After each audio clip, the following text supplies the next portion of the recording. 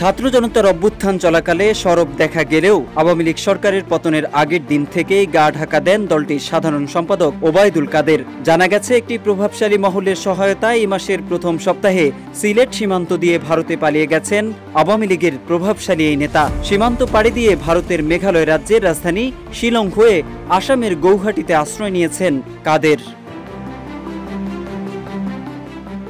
জুলাই আগস্টের গণহত্যায় ওবায়দুল কাদেরের উস্কানিতেই সাধারণ শিক্ষার্থীদের উপর হামলা চালায় ছাত্রলীগ। গণঅভ্যুত্থানের দিনই বিমান বাহিনীর বিশেষ বিমানে দেশ ছেড়ে ভারতে পালিয়ে যান শেখ হাসিনা। এরপর একে একে আওয়ামী লীগের বিভিন্ন পর্যায়ের নেতারাও সীমান্ত পাড়ি দিয়ে ভারতসহ বিভিন্ন দেশে পালিয়ে যেতে থাকেন। সীমান্তে আটক, এমনকি পালাতে গিয়ে মৃত্যুর ঘটনাও ঘটেছে। যারা দেশ ছাড়তে পারেননি এমন অসংখ্য নেতা ঢাকাসহ দেশের বিভিন্ন স্থানে আত্মগোপনে চলে যান।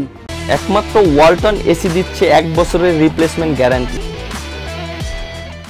5 আগস্টের পর থেকে ওবায়দুল কাদেরের খোঁজ না মিললেও দেশেই অবস্থান করছিলেন তিনি।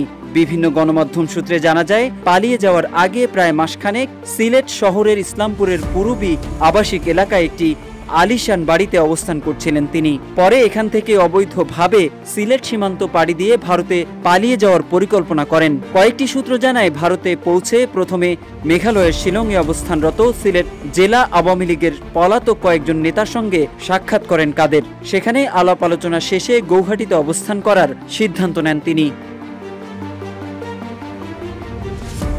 এদিকে 8 নভেম্বর শেষ রাতে অবৈধ পথে ভারতে পালিয়ে যাওয়ার গুঞ্জনের পরের দিন মধ্যরাতে চট্টগ্রামের হালি শহরের শান্তিবাগে কাদেরের স্ত্রী ইশরাতুন্নেসার বড় ভাই নুরুল হুদার বাসায় অভিযান চালায় পুলিশ।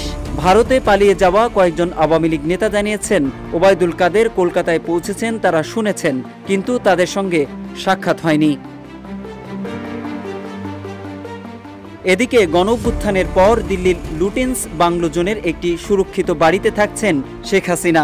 ভারত সরকারই ওই বাড়িতে তার থাকার বন্দোবস্ত করেছে। বিশালাকার সেই বাংলোতে সাধারণত ভারতের মন্ত্রী, জ্যেষ্ঠ এমপি ও ঊর্ধ্বতন কর্মকর্তারা থাকেন।